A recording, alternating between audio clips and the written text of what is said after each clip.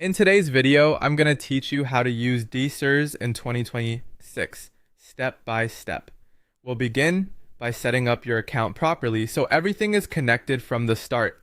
First, go to the Dsers signup page and create a free account. During setup, choose your e-commerce platform such as Shopify and authorize the connection so Dsers can install and work with your store. After that, when prompted, log into your AliExpress account to link your supplier side to Dsers. This connection is important because it allows Dsers to pull product and order data between your store and AliExpress smoothly. Once your accounts are connected, the next step is importing products. One of the easiest ways to do that is by installing the Dsers Chrome extension. This lets you browse products and import them directly as you research items. If you prefer working from inside the platform, you can also use the Find Suppliers feature in the Dsers dashboard.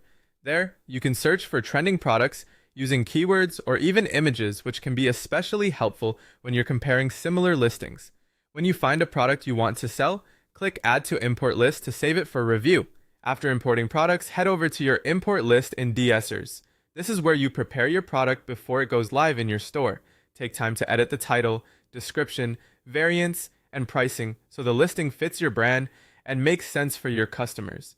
Cleaning this up is a key part of making your store look more professional. Once everything looks right, click Push to Store to publish the product directly to your e-commerce website. Next, you'll want to map your products.